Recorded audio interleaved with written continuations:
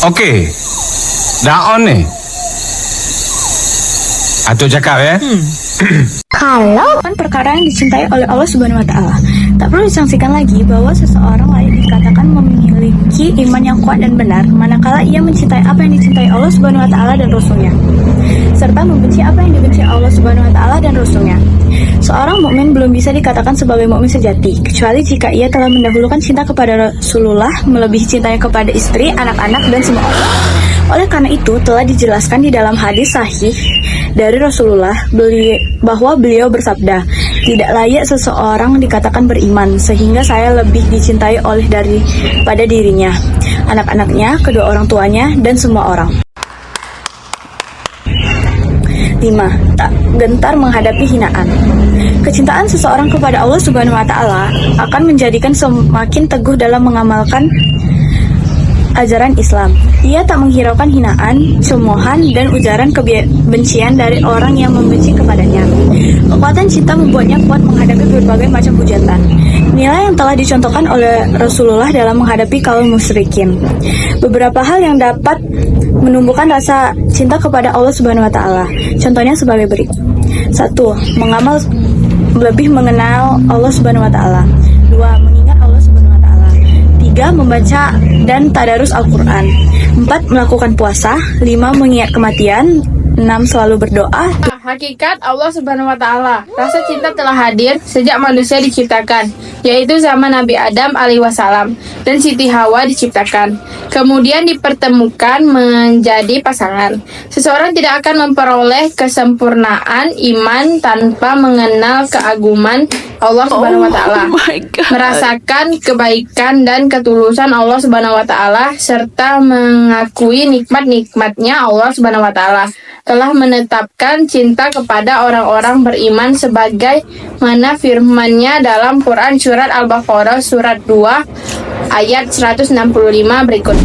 وَمِنَ النَّاسِ مَن يَتَّخِذُ مِن دُونِ اللَّهِ أَندَادًا يُحِبُّونَهُمْ كَحُبِّ اللَّهِ وَالَّذِينَ آمَنُوا أَشَدُّ حُبًّا لِلَّهِ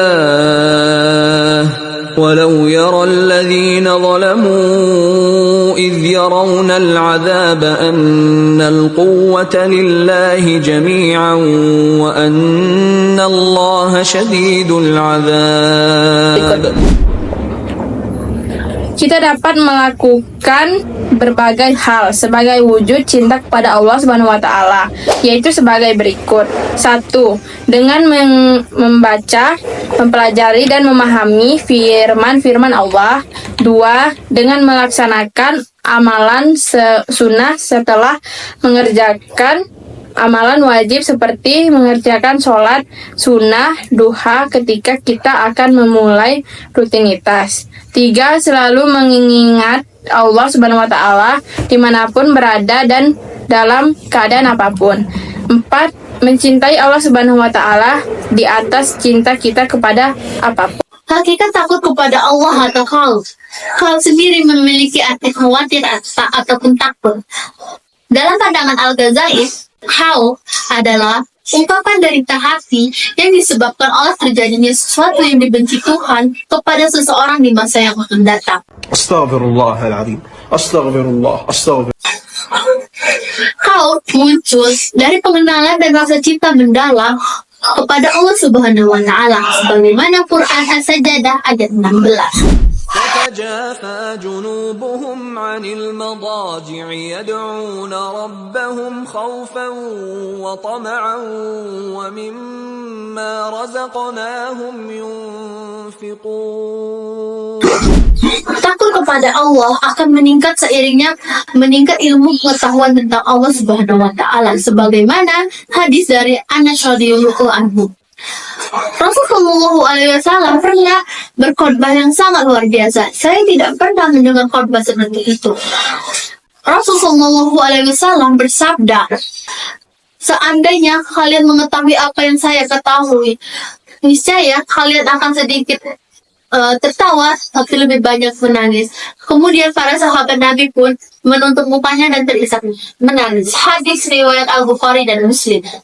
Adapun tanda-tanda orang takut kepada Allah. Yang pertama, ia selalu menjaga lisannya dari omongan atau ucapan yang buruk. Yang kedua, ia selalu menjaga tangan dan kakinya dari hal-hal yang buruk. Ketiga, ia selalu menjauhi larangan-larangan yang diberi Allah Subhanahu wa Ta'ala. Yang keempat, ia selalu berbuat baik kepada orang sekitarnya. Dan kelima, ia tidak pernah meninggalkan ibadah yang wajib sekali. Taatan sebab perbuatan baik itu berat, dan setan senantiasa akan mencegahnya dengan berbagai cara.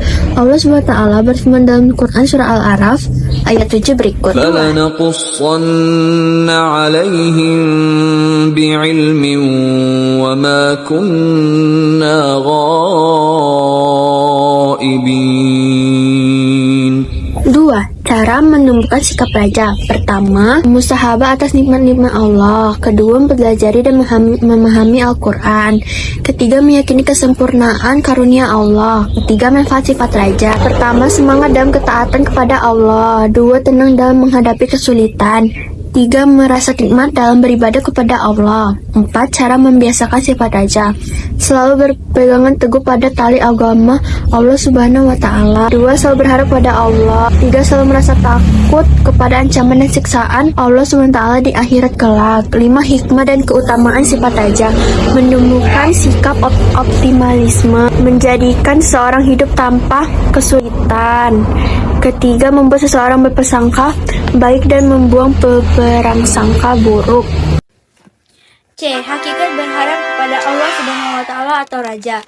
Raja adalah sikap mengharapkan ridho, rahmat, pertolongan Allah Subhanahu wa Ta'ala, serta yakin bahwa hal itu dapat diraih. Pentingnya harapan manusia harus memiliki harapan, karena harapan dapat memotivasi seseorang untuk berusaha dan berdoa. Tanpa harapan, seseorang dapat menjadi putus asa dan kehilangan semangat hidup. Harapan yang sah harus disertai dengan ikhtiar, doa, dan tawakal. Harapan yang tidak disertai dengan usaha dan doa dapat menjadikan seseorang menghayal atau berangan-angan.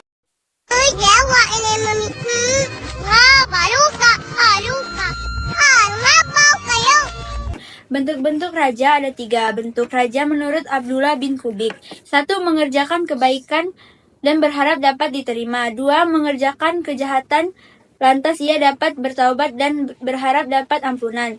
3. Berdusta dan tidak mengulangi lagi lalu mengharap ampunan. Manfaat raja. Raja termasuk akhlakul karimah terhadap Allah Subhanahu wa Ta'ala, yang manfaatnya dapat mempertebal iman dan mendekatkan diri kepada Allah Subhanahu wa Ta'ala. Allah Subhanahu wa Ta'ala akan mengabulkan doa-doanya. Allah Subhanahu wa Ta'ala berfirman dalam Quran surat Al-Ghafir surah ke-40 ayat 60. Allah Subhanahu wa Ta'ala yang hukumnya haram dan merupakan ciri dari orang kafir.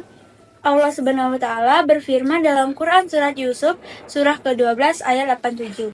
Seseorang yang bertawakal kepada Allah akan memasrahkan segala hasil usahanya kepada Allah Subhanahu wa Ta'ala dan meyakini bahwa keputusan yang diberikan oleh Allah Subhanahu wa Ta'ala adalah keputusan yang terbaik, sebagaimana yang telah Allah firmankan dalam Quran surat Ali Imran surat ketiga ayat 199 berikut.